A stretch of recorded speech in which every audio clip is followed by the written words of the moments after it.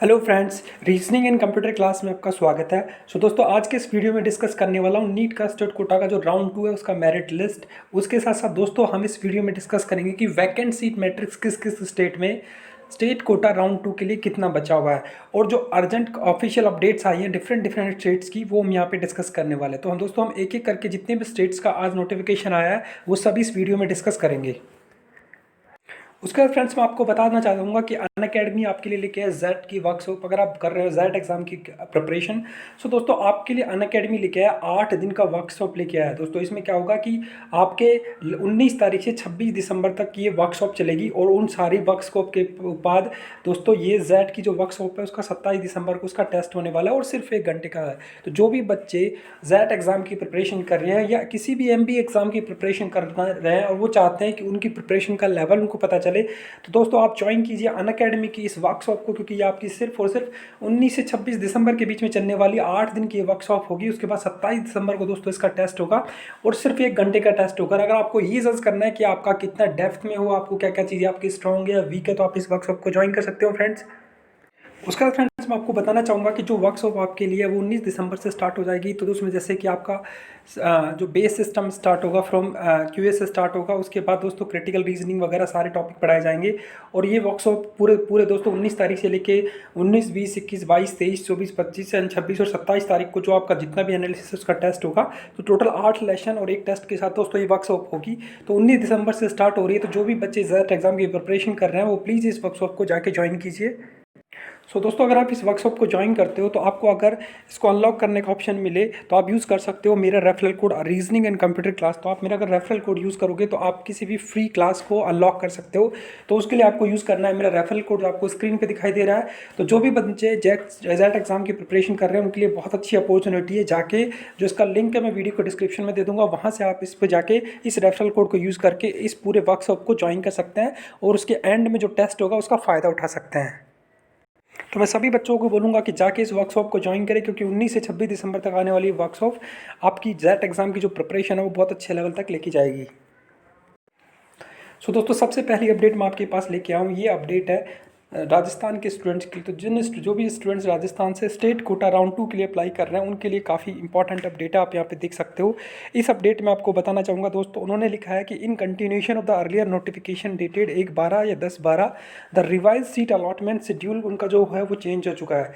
तो दोस्तों आपको पता है कि राजस्थान में स्टेट कोटा राउंड 2 के लिए आपका जो ऑफलाइन प्रोसेस चल रहा था उसका रिवाइज सीट अलॉटमेंट यहाँ पे दिखाया गया है। तो उसमें क्या था कि आपको ग्रुप में बुला रहे थे कि 400-500 के बच्चों के ग्रुप में पर डे बुला रहे थे। तो उसके साथ जो रिवाइज सीट अलॉटमेंट का शेड्यूल आपके सामने स्क्रीन पे है। आपका 14 दिसंबर को दोस्तों ऑल एसटी कैंडिडेट होंगे, और जिनकी मेरिट लिस्ट होगी वो 1800 से 2300 तक के बच्चे वहाँ पे जा पाएंगे। उसके अलावा जो कैंडिडेट पहले दिन से, जैसे कि अगर आप 13 को जो रह गए हैं बच्चे वो अप्लाई जो भी हैं उससे पहले की डेट के, वो बच्चे अर्लियर डे के भी इसमें आ जा पाएंगे। जैसे कि आपको सपोज 14 की काउंसलिंग है, आपका 14 को आपका रह गया शाम तक, तो आपको 15 तारीख को जाके आप उसमें ज्वाइन कर सकते हैं। तो दोस्तों उसी प्रकार 15 तारीख को 2300 से 2800 तक का शेड्यूल है, 16 तारीख को 3500 से 4500 तक की मेरिट का शेड्यूल है, और 17-18 तारीख का अभी तक नोटिफाई किया जाएगा।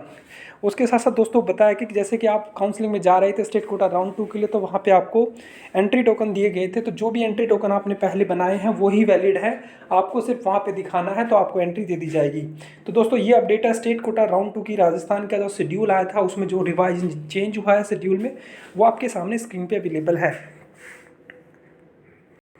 उसके बाद फ्रेंड जो अगली अपडेट है वो राजस्थान स्टेट्स के लिए अपडेट है। इस अपडेट में क्या है बेसिकली कि राजस्थान में स्टेट कोटा राउंड 2 के लिए जो टेंटेटिव सीट मैट्रिक्स है राउंड 2 का, आफ्टर कन्वर्जन ऑफ एनआरआई यूआरबी और मैनेजमेंट यूआरबी सीट के बाद जो फाइनल जो सीट टेंटेटिव सीट अलॉटमेंट है वो आपके सामने स्क्रीन पे है। तो जो भी बच्चे राजस्थान स्टेट से हैं वो अगर अपना फाइनल सीट अलॉटमेंट देखना चाहें तो यहाँ पे देख सकते हैं कि किस कॉलेज में कितनी सीट बची है। तो अगर हम देखते हैं जैसे दोस्तों जीएमसी कोटा में, तो जीएमसी कोटा में दोस्तों सिर्फ एसटी कैटेगरी की सीट बची हुई है।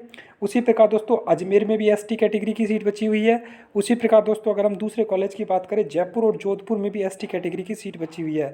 यहाँ तक दोस्तों जयपुर, जोधपुर, झालावाड़, बीकानेर और जोधपुर सारे कॉलेज में सिर्फ और सिर्फ एसटी की कैटेगरी बची हुई है, सारी सीटें बाकी फिलअप हैं। उसके बाद दोस्तों दूसरी जो सीटें मैट्रिक्स है वहाँ पे आपका प्राइवेट कॉलेज का भी यहाँ पे दिखाया गया है, जैसे कि आपका पैसिफिक इंस्टीट्यूट दिखाया गया है, पैसिफिक एमसी दिखाया गया, गीतांजलि गया है, अनंता इंस्टीट्यूट है, उनमें काफ़ी एमबीबीएस की सीटें भी बची हुई है। उसके बाद अगर मैनेजमेंट की सीटें देखना चाहते हो तो आप देख सकते हो इन कॉलेजेस में डिफरेंट डिफरेंट कैटेगरी की मैंने, जैसे कि हम बात करें दोस्तों कि जैसे मैनेजमेंट की सीट बात करें RUHS CMS में, तो दोस्तों उसमें 28 सीटें जो है वो UR की अनरिजर्व की 28 बॉयज़ की बची हुई है, और गर्ल उसमें से देखा जाए तो टोटल उसमें से 28 और 3 सीटें बची हुई है। तो बॉयज़ और गर्ल्स का पूरा सीट मैट्रिक्स यहाँ पे दे रखा है। तो जो भी बच्चे राजस्थान स्टेट से वो अपना कंप्लीट किस किस कॉलेज में कितनी सीट बची हुई, चाहे वो NRI कोटा हो, चाहे वो मैनेजमेंट कोटा हो, चाहे दोस्तों वो जनरल कोटा हो, और चाहे गवर्नमेंट सीट हो, उसमें किस कैटेगरी में कितनी सीटें बचे वो कंप्लीट इस सीट मैट्रिक्स में अवेलेबल है। और टोटल 463 सीट्स इन्होंने यहाँ पे बताई है, तो ये पे अवेलेबल है। तो दोस्तों जो भी बच्चे राजस्थान स्टेट से बिलोंग कर रहे हैं स्टेट कोटा राउंड 2 के लिए, वो देखना चाहते हैं किस कॉलेज में कितनी है, तो यहाँ पे चेक कर सकते हैं। बेसिकली मैं आपको बताना चाहूँगा कि जो गवर्नमेंट कॉलेज है उसमें बहुत कम सीटें, केवल SC ST की सीटें बची हुई, बाकी किसी में SC ST की सीटें बची हुई, जनरल OBC और EWS की सीटें नहीं बची है। अगली अपडेट तो महाराष्ट्र स्टेट्स के लिए, तो आपको बताना चाहूँगा कि जितने भी बच्चे महाराष्ट्र स्टेट्स हैं, तो महाराष्ट्र स्टेट ने स्टेट कोटा राउंड 2 का रिजल्ट डिक्लेयर कर दिया है। तो उसी के साथ साथ दोस्तों आप स्क्रीन पे देख सकते हो कि दिस इज़ द, उसके साथ बच्चों का, जैसे कि आप देख सकते हो नीट का roll number, CET form number, बच्चों के नाम, कौन सी कैटेगरी में उनको अलॉटमेंट हुआ और कौन सा कॉलेज अलॉकेट हुआ। तो दोस्तों पूरा कंप्लीट लिस्ट यहाँ पे महाराष्ट्र ने अनाउंस कर दिया है। तो जो भी बच्चे महाराष्ट्र स्टेट से स्टेट कोटा राउंड 2 के रिजल्ट का वेट कर रहे थे, उनको बताना चाहूँगा कि स्टेट कोटा राउंड 2 में महाराष्ट्र का कंप्लीट रिजल्ट आ चुका है। आप देख सकते हो हर कैटेगरी के बच्चों का यहाँ पे नाम मेंशन है। जैसे कि अगर दोस्तों हम इसमें देखना चाहें कि किस स्टेट कैटेगरी में कितना है, तो हम अगर नीचे की कैटेगरीज का यहाँ पे देखें तो ऊपर की कैटेगरी में ऑलमोस्ट बच्चों का अलॉटमेंट है, तो हम 15,000 के नीचे देखेंगे, क्योंकि 15,000 से ऊपर तो लगभग सभी बच्चों को मिल गया है।